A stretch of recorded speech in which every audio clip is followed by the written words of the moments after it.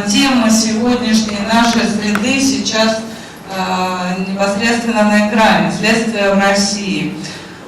И в гостях у нас Мария Шклярук. Я сейчас ей передам слово, она расскажет про себя и сделает небольшое вступление для того, чтобы мы немножко проникли глубже в тему и смогли сформулировать свои вопросы.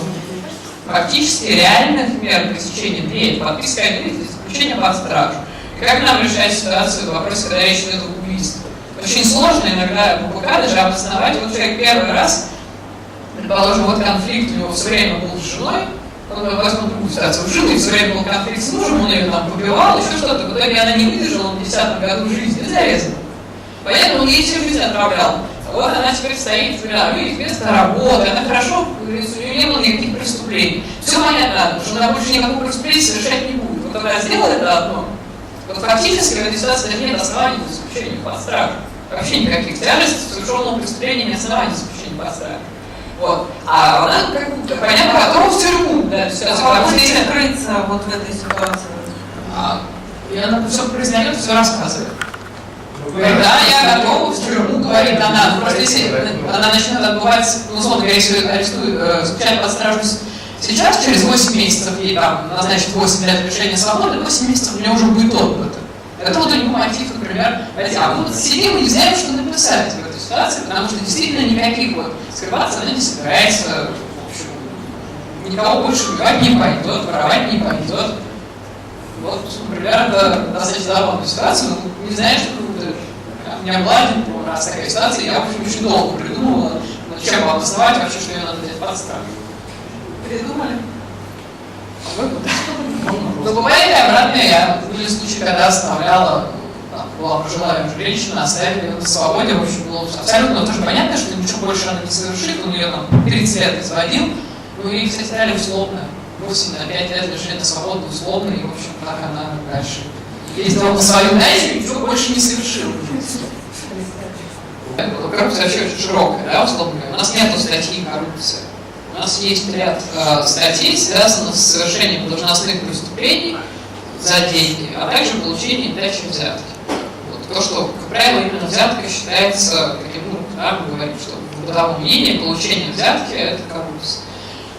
Судебная практика и вообще требования к доказательствам, опять-таки, мы возвращаемся к тому, какие доказательства. Самым главным доказательством, обеспечивающим прохождение уголовного дела в суде, является то, что было написано в разговоре с требованием взятки, и деньги были переданы, так сказать, под контролем правоохранительных органов, или были обнаружены, вот человек там переписал заявление, были переписаны номера купюр в этом заявлении, он пошел, отдал эти деньги, вышел, тут же зашли следователи с оперативниками, нашли эти деньги у чиновника, и плюс это все подтверждается документами, что действительно он мог это делать, какой-то вот ситуации. Это фактически единственный вариант, когда ты имеешь шанс пройти через суд.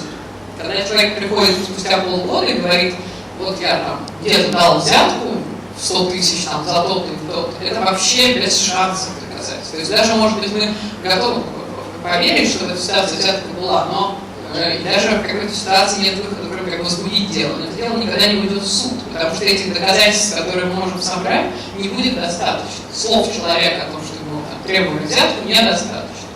Но, как я говорил раньше, у нас вообще показания свидетеля всегда должны быть чем-то еще подкреплены. В случае взяток, это передача под контроль.